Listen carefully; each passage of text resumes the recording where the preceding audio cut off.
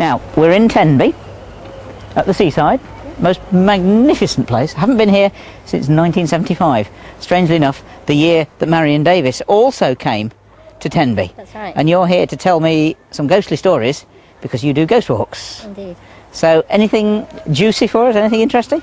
Well, I think probably one of the most common stories, and I find it recurs time and time again, is the story of the corpse candle, which is basically an omen of death. And I mean, there are all sorts of omens of death around Wales. There was the Tolaeth, which was the voice of death, or the knocking sound. Yes. Cyharaeth, which was a moaning, groaning banshee.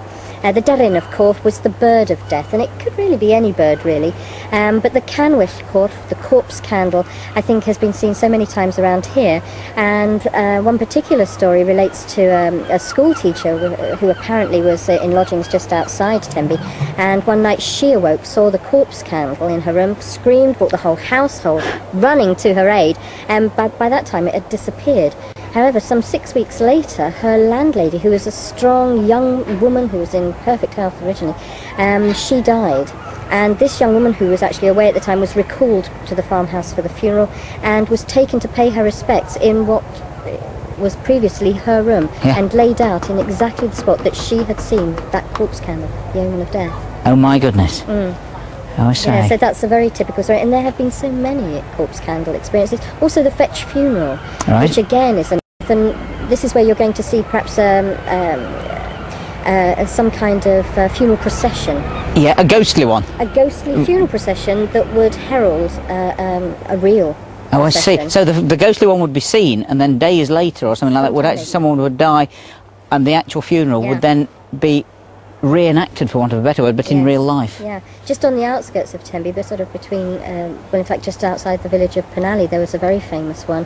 In 1861, apparently, the vicar of Penally, his serving man, was courting the maid at a local farm, Holloway Farm, and on his way back, very late one evening, he actually witnessed a funeral, a ghostly funeral procession. It was coming towards him closer and closer, and suddenly he realised these were people that he actually knew. He could recognise faces and could make them out amongst the crowd.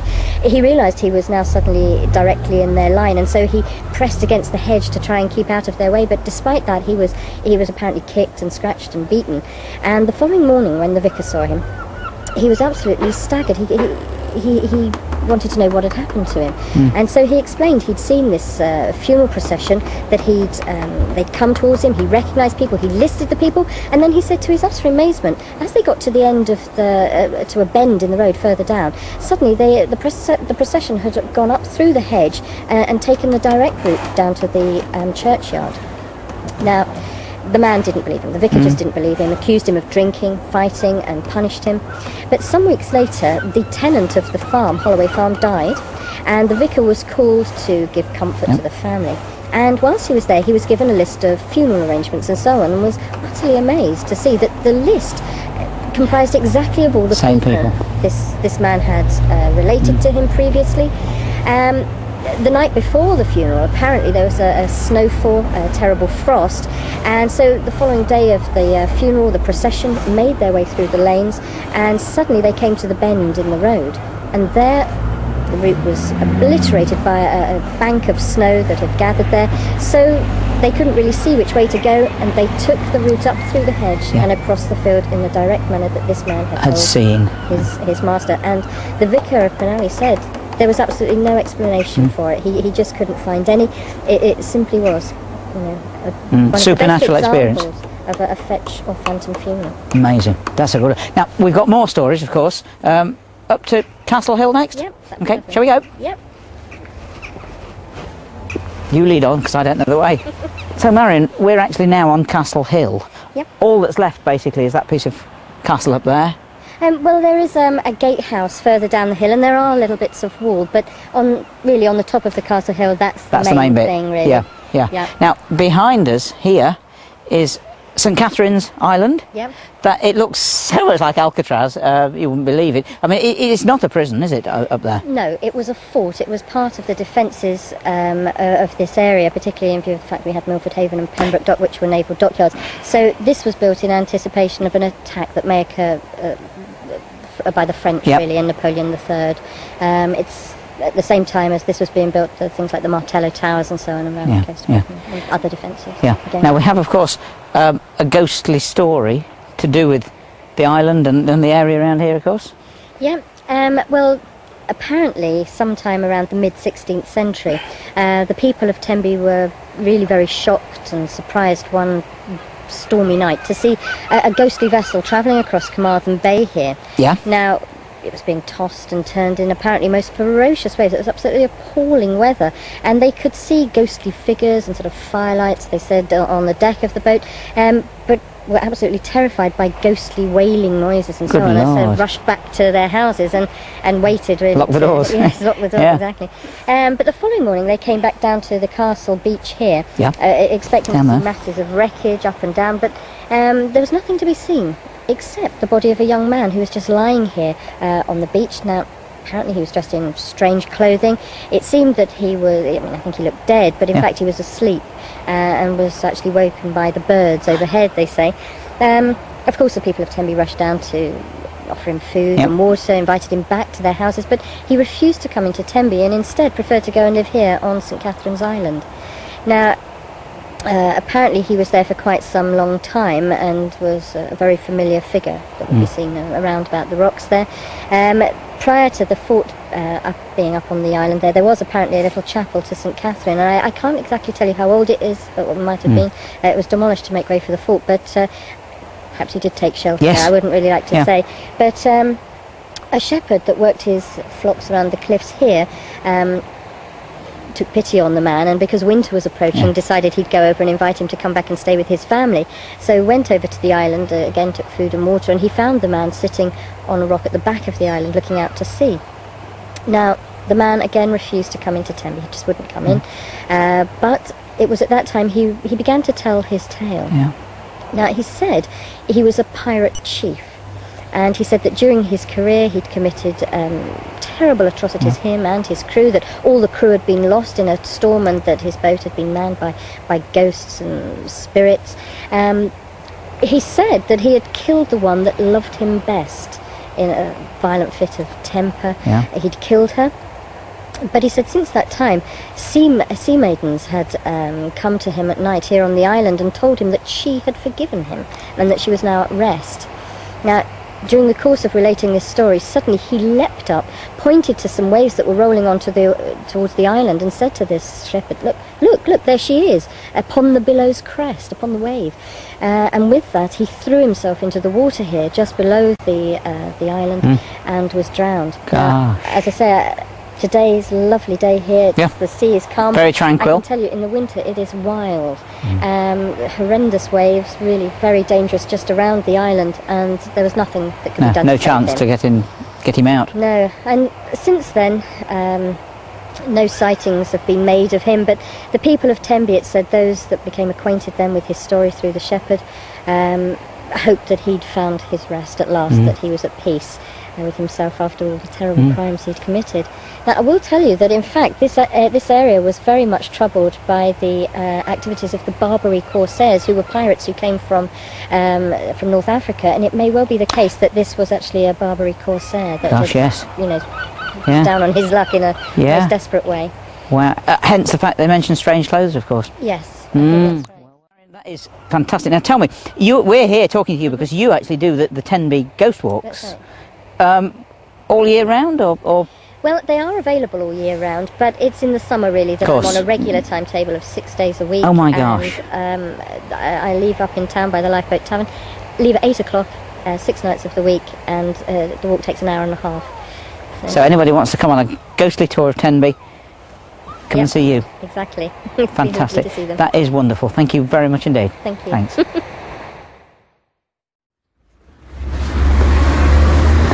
Ian, I recognise you. And it wasn't that long ago that we met at Penghurst, was it? 2 weeks, end of February. Yeah, no wonder I recognise. Now, tell me, you have your finger in lots of ghostly pies. I'm right, yeah? That. Yes, I do a lot of things. You do, obviously, the ghost walk here. Indeed. In Penzance. Yeah. You also do another one somewhere else, which we're going to have a look at in a bit. Yeah. And, of course, a ghostly castle as well. Yeah, Penghurst Castle in Penzance. Wow. Now, here, of course, we've met here for a reason. This is the Dolphin. Very haunted place. Certainly one of the most haunted inns I've ever come across. And they sell beer. They certainly do. So I think we'd be a lot better off inside, don't you? Let's go and have a look.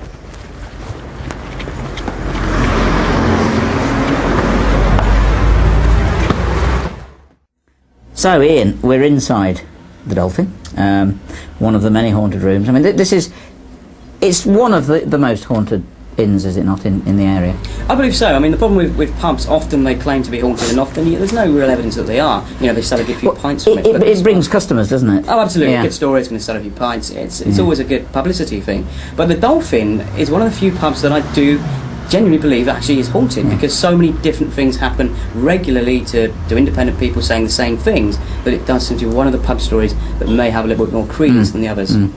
It's a genuine place, in other words. Yeah, I definitely believe so. Definitely. And what have we? Anything in here, or?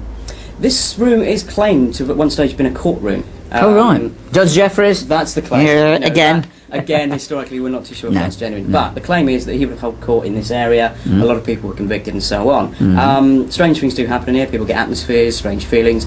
We've actually in the past captured a few strange light anomalies as well. You know, orbs of light and so on. Oh right. So there may well be something in this room. Yeah, yeah. So you've actually got something on sort of taken by digital. Yeah, digital camera. Really? As that is, you know, usually digital cameras will be things to pick these things up, and yeah, some orbs of light in this very room. Right, and of course, one of the most famous ones is obviously we're on the seafront. We're here at Penzance. Yes, we're talking smugglers. We're talking sailors, sea captains, and stuff like that. Yeah. That's exactly it. There's a very famous story about a sea captain with the the tricorn hat, sailors' clothes, etc., wandering around the building. There are stories of smuggling. Yeah. Certainly years ago, they found a couple of old oak casks of alcohol in a hidden room, and dragging noises are heard, footsteps from upstairs, all that type of stuff. It's very much linked with the sea. I mean, right by the harbour, inevitably it would be. Exactly. But certainly the stories are very, very endearing and been going on a very long time. So it was a haven, basically, for smugglers, of course, in those days. Yeah, certainly. I mean, there were actually tunnels underneath the building which they would have brought the contraband through. In fact, one of these tunnels collapsed a few years ago, just around the corner. Unfortunately, they're mostly sealed off now. Oh, what a shame. It is a shame. We could have popped down there. Absolutely. But, yeah, they do seem. It does seem that they would have brought it through through these tunnels, the contraband, into the hidden rooms, maybe upstairs. Those barrels are still there, aren't they? Yes, they are. That's amazing. Yeah. So basically, we are talking of a genuinely haunted pub. As far as you can tell, genuine with ghosts, it's always very difficult to. Well, nobody can prove anything, can they? Exactly, that's the problem. But it's as good a case as any other pub to be a genuine story. So in this case, it's not just the spirits behind the bar. Probably not. Wonderful. Right, now, obviously, we're now very much down below. We're in the cellars of the old Dolphin. And go on then, Ian. Things in here, I presume? Yeah, very much so. Always described as very atmospheric, very cold, very eerie. There is a story claiming that back in the 18th century, a young man who lived here fell into a pit, a hole in the cellar itself, and died. Yeah. He's described as a man with incredibly white blonde hair. Ever since, a lot of people have claimed to have seen him in this very cellar. Walking through, they come running upstairs claiming to have seen him. Members of staff run down to see what they've seen, maybe it's an intruder. Yeah. There's no one there. No exit, nowhere to go. Brilliant. So in other words, the people that see him obviously believe him to, at first, to be the usual story, a real person. Absolutely, very solid, very real looking. Yeah. You know, mistaken for exactly just a normal human being. And then he does something strange. I mean, does he vanish through the wall, or does he just disappear? What tends to happen is people immediately, often they've only just been employed here, they've seen him, they run up to explain that there's an intruder, someone they don't recognise, find out who he is, and by the time they've come down, he's disappeared. And they always comment and they always say he's got this incredibly white blonde hair. Yeah, so it's the same person every time. It would seem to be, yeah. The description seems to be the same, each and every occasion. Crikey. And of course, lots and lots of ghostly footsteps. Footsteps are intrinsically linked with this pub, stories for many years. I think these are, of course, members of staff wanting Yeah, of course. But footsteps are heard very frequently here. In fact, I've heard them myself on one occasion. Really? Yes, I was here on one occasion and I heard footsteps. I joked to the barman saying, oh, there goes the footsteps, thinking it was somebody upstairs. Yeah. And he said, there's no one up there. I asked if I could check. I went up, there was nobody there. Amazing. Fantastic.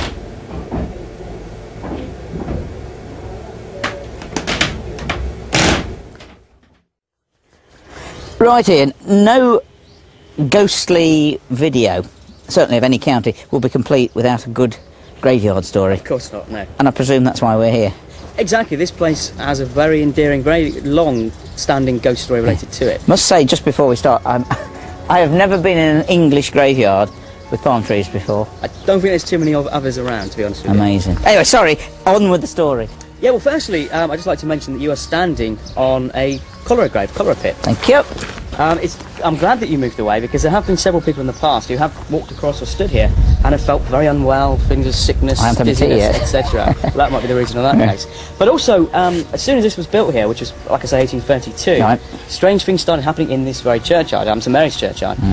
Mostly a strange white figure has been seen, described as very sinister looking, almost gliding that much off the ground. Actually, in this area behind me, just more or less here. where the palm tree is. Yeah, more or less, actually, yeah, pretty much. People have heard doleful noises, groaning sounds, a lot of things on those lines. But it's one of these stories that's persisted throughout the years, over 170 years, of different people claiming very similar stories. Right. The local newspapers have reported on it. People see it very frequently. So, in other words, we're talking of something that lots of stories hasn't been seen since 1920. This is an ongoing right up to date. I mean, as recently as about a year and a half ago, somebody wrote into the local newspaper claiming to have walked through here and seen this white figure just over here. Really? Believed very much that they'd seen a ghostly figure. Yeah. And you have actually got some newspaper cuttings? Yeah, certainly, yeah. Which you could let us have? I could indeed, yeah, no problem. Fantastic. And Ian, we've arrived very much so at Pengersic Castle. Ron here, of course, who I met last time I was here, and now it's your job, gentlemen. No point in me saying anything, although I know a lot of the stories because I've been here. Of course, it's far better if you would take me on a whistle-stop tour of, well, come on, this is just atmosphere, isn't it? Yeah. Tell me about the history, quickly, about what happened here. And well, there's an immense amount of it, but basically the tower itself was built in about 1500. There's all kinds of history, murder, intrigue, terror, all kinds of things have happened in this castle. It is by many claims the most haunted location in the country, let alone Cornwall. Let's go in and find out. That's what we want. Great stuff. Now, it was of course a lot bigger, wasn't it? Oh yeah, because it was all the way around out the back there. Yeah, and it was ruined, demolished, and... Yeah, it's been a ruin. I mean, the wall, you can just see the bit of the wall left there. Yeah. Just to go along the top over there. Yeah. Down past those trees, and just down past where the beehive is. Yeah, so it was a big place? Yeah. Yep. In this way? Yep, good as all then. Is there anybody in? Lead on, Macduff. You know the way better than I do. Fantastic spiral stair. I mean, this is obviously one of the towers, I presume, of the old castle. Well, it was the only tower. Really? And my goodness me, into, if I remember rightly from the most haunted days, this is the solar room. Yeah, that's right. Yeah. Yeah, it's just solar. Right. It was the sitting room. Yeah. And that over there, the garderobe, where they used to keep the commodes. Of course. Yeah. Yeah. Amazing. Ghosts? Well, there's a not very nice presence hangs around that corner. Oh yeah. There's a not a very nice presence by this clock, between the window and the clock. That's a woman. That's a male. Yeah. It's over there where it's just here. And there's a girl here. And you literally saw a hair being lifted over her head and thrown back. All right. And the one there had a breast squeezed. Oh boy! And she screamed. You never heard a scream like it. Where Ian came flying in, thought there'd been an accident. I was outside a good 50 yards away and I heard this scream. Thought, what the hell's going on? Came running in and then I found out what had happened. They were with you? no one anywhere near her. You know, I mean, the rest of the group, I think I had 8 that night. But the rest of them were around. And she was there. My gosh. Now, fortnight ago, was it fortnight, 3 weeks? 3 weeks ago. Yeah, about 3 weeks, yeah. About 3 weeks ago, we had another woman in here. Now, I've been talking to her upstairs. Yes. Before she came here. Clean blue, light blue anorak on. And she came running up like the clappers. And on the front of it, you could see where there was a wrist and a very large hand, bigger than mine. And also one on her belly. And, but the funny thing is, on the end of those fingers, it was just as though someone had dipped the hands in flour and gone like that. There were marks on her? Yeah. And on the end of 3 of the fingers, they were like claws. So I think that what's happened is that she'd had a lower entity at her, one of the lower entities that get in occasionally. Oh my goodness me. And she didn't like that, She was not amused. My God, and tell me that... The thing is, she wants to come back to see, to see... People do come back for more, you know. Yeah. What about the lady that was fondled? Did she continue? She was fondled. Now, the thing is, her sister was here at the same time. And she took a photograph. Yeah. And she's got two, isn't it? 2 big orbs on the side of Oh, really? Side. And then upstairs, she had her vagina pressed while she was sitting down on a box up there. And her sister took a photograph then as she, she more or less said, ooh. Yeah. And Sister took a photograph then, and there's a great big orb. Again, so Again. the first manifestations, if you like, of a spirit or something that The possibly... an orb is, an orb is the remnants of human life. Yeah. You can get an orb, you know, that people say, oh, it's dust, or it's this, Oh, I know. it's that. Yeah, but not... But big. if you have a look at an actual spirit orb, then you'll find it's got a nucleus, Yes. and all the way around it's got a particular cellular structure makeup, Yeah. and then it's got varied colours depending on what vibration it is. For instance, further up in the grounds, in the healing woman's bothy, where we always get the same sort of orb, it's a beautiful green going to turquoise, which is a very healing colour. Yeah. That's amazing. Yeah. Now, this is not the only haunted room, is it? No. Shall we carry on up to the next Yeah, let's go up to the floor? bedroom. Okay. Why not? After you, Ron. Okie dokie. Now, this, gentlemen, is the room where I was standing when we were doing some filming, and we were talking about someone that choked.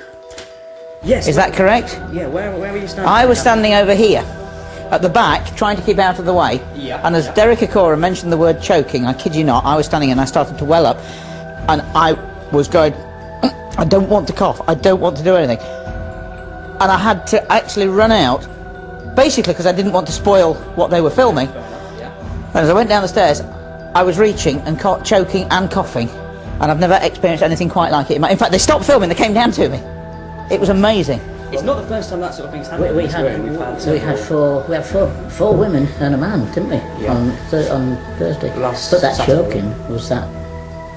You were doing the vigil, weren't you? And where she had a vagina interfered with, on that chest over there. There was a man, suddenly came around out the corner and felt exactly as if he was being strangled. There was like a feeling Yes. of choking around the front. Yeah. Very, very similar to what you said you experienced as well. In here. And that particular corner is also a place where we've had people pushed, pinched, touched in different ways. We've had knocking coming from there. There was even another film crew came here and captured on infrared camera a strange image on the screen, just like a figure in blues and cold. The same place. There is That certainly was the believed to thermal be. imaging, wasn't it? And again, does anybody know who haunts this room, or what? Well, in this room, I'll tell you what you've got now. Hang on a minute. Let's just get myself together.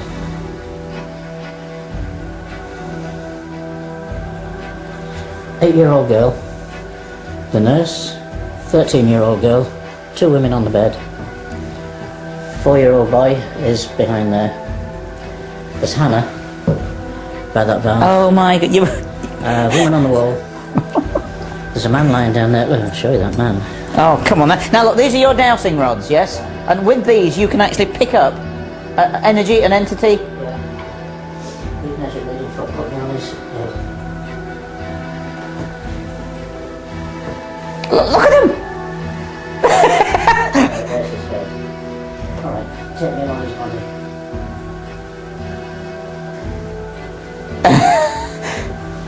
That'll be his hips. Oh, I don't believe this. At the top of his leg is me. Now, I can see you're not doing that. I mean, Bottom of his leg, his ankle. Now, Ron... he was stabbed and he was strangled. when we started was that this is one of the most haunted places, certainly in Cornwall. And the way we're going with the number of ghosts and everything else, we're saying possibly in the whole country. I've never experienced anything like this. No, there's not many places that have. There's a many. difference between a ghost and a presence. Oh yes, I realise that. Yeah. Well, I suppose most people like to think of them as ghosts, don't they? Yes, indeed. Yeah. But I tell you what, I mean, this is the first time I've seen anything quite like that, and it's incredible. Ron, it's been an absolute privilege and a pleasure to meet you. Thank you very much indeed. It's fantastic. Right, it's getting dusk. We're at St Ives on the beach. Pity we didn't bring our swimming trunks, but that's another story. This is your main source of business, if you like, the St Ives Ghost Walk. St Ives Ghost Walks are very, very popular, and we tend to get a lot of people on them, yeah. Yeah, mainly visitors, I would imagine, surely, tourists. Yeah, I'd say over 90% of visitors. A few local people as well, but yeah, certainly mostly visitors. And why are we standing on the beach here at St Ives? Well, there is a very interesting story about this very beach. This is actually called Porthquidden Beach. Right. And the story goes that just over 100 years ago, there was a man who lived in the town of St Ives who owned what was described as a very beautiful white horse. And he would ride it everywhere he went, and every evening he would come and ride right down onto Porthquidden Beach. He'd get off the horse, dismount, and go for a quick swim in the sea. Yeah. one evening, people walking past the beach saw this horse just standing here a long time after. Usually they'd long gone home. Yes, yeah. Because obviously people got used to the time that he was here. Yeah, he became a very familiar And we better face move up a bit. Yeah, we better move up a bit before we end up the next victims. But they realised that something must have happened for the horse to still be there. And as it turned out, tragically, this poor man had drowned just in the sea behind us now. The horse, they tried to get him away from the beach. He stubbornly wanted to stay here. He was obviously waiting for his owner. And eventually they had to drag him away, and he was taken to a stables here in St Ives, where he lived for the rest of his days. Here's where the story gets interesting. Just after the horse died, people in this area started claiming to see a white horse walking down Island Road, heading towards this beach, and actually saw it standing on Porthcurno Beach itself. Some even claimed to see the horse standing here for some time, before eventually galloping back the way it had come, back down Island Road, but with a difference. People then claimed that there was somebody sat on the horse's back, the figure, of course, of a man. They believed that the horse was now coming back, now in spirit form, collecting his owner, and the two of them were going back the way they always did, the way they would have done if this tragedy hadn't occurred. And even today, sightings now are relatively rare, but people still today often hear horses' footsteps, particularly in Island Road and the areas towards the beach. It is a very common thing to hear, especially people living here, staying nearby, or even just having a wander down Island Road. A lot of people hear these strange clippity-clops going down the street. Wow, that is quite an interesting story. So both man and horse actually come back here in spirit form? Yeah, that certainly is the claim. Yeah. And a lot of local people, it's become a very well-known story, a lot of local people would swear absolutely that it is a genuine story. That's a lovely one. Wow. Now, anywhere else around here? Yeah, I think I'll take you to another place quite nearby. Okay. And story number 2? Yeah, this has to be the most famous ghost story in St Ives, if not the whole of this area. Right. It all starts years ago with a shipwreck, and tragically there's been all too many of those in this area over the years. I mean, there was even, just in passing, a couple of stories about phantom ships, ghostly tall ships that are said to be seen heading across this very bay, St Ives Bay. There's stories about bells and all kinds of things, but getting back to the story that I want to tell you about here right now, the shipwreck happened a long time ago, several centuries ago, and during a terrible storm just over there in the distance, a boat heading into St Ives Harbour started going down underneath the water. Yeah. Several local fishing boats very, very bravely headed out in an attempt to rescue the people in danger. Reasonably successful operation. Most people, I'm glad to say, were saved during the course of this. However, while this rescue operation was taking place, in all genuineness, one of the worst tragedies you could ever imagine happened just over there. A young woman was being passed between the stricken vessel and, of course, a fishing boat, carrying her infant baby, an infant child. And as she was being passed across, this child desperately slipped from her grasp, falling straight into the sea. With the conditions, the storm, the raging waters, everyone had this feeling of absolute dread, because nobody could survive, what would happen in that water, let alone a poor innocent child. And although they tried to search as long as hard as they could, in the end they had to give up. A very solemn crew headed into St Ives Harbour. The mother, it said, came straight back and started searching this whole area, this here, and particularly the island just over there. Yeah. Hoping desperately against hope that the child would somehow be washed up safely. She carried this on for several days, day and night, carrying a lantern, looking in the rocks, searching, desperately seeking. As you would. Of course you would, anybody naturally would. Unfortunately, in the end, another tragedy occurred. This poor woman also died. Many believed it might have been a broken heart. Others said it was the sheer exertion of being here, looking day and night, no sleep, no rest, that took its toll. She was buried in an area called Barnum Cemetery here in St Ives, and ever since, and this is why this is such a famous story, people have been claiming to be in this area and also over there on the island, and have seen late at night a mysterious light, flickering, slowly moving across the rocks. When they approach, many have claimed to see a young woman carrying a lantern. Yet when they go to ask her who she is, what she's doing there that time of night, disappeared. Others have just seen the light, the same thing. It seems to just vanish. The reason it's still a famous story today, and it is a very well-known story, people are still seeing this light. Mysterious, they approach, it disappears. It's not a cigarette, it's not a flashlight. No one can explain it. Maybe, as some suggest, and it would be awful if it's true, maybe her sad spirit is still here today, still searching this looking for area. that poor baby, that poor child. Exactly. Wow. Now, Ian, you do these ghost walks throughout the summer? Yeah, both here and Penzance, I presume. We run from March to October, several nights a week, depending on the time of year. Yeah. Just people just turn up, I presume, at a certain time. Yeah, we started the Tourist Information Centre here in St Ives, Right. where people can get a leaflet with more information. They just come along. We'll be happy to meet them, and we'll take them around and tell them a lot more stories than you've heard on the video Of course, today. yeah. Ian, thank you very much indeed, sir. Pleasure It's been a to meet pleasure. you. Thank you. Thank you.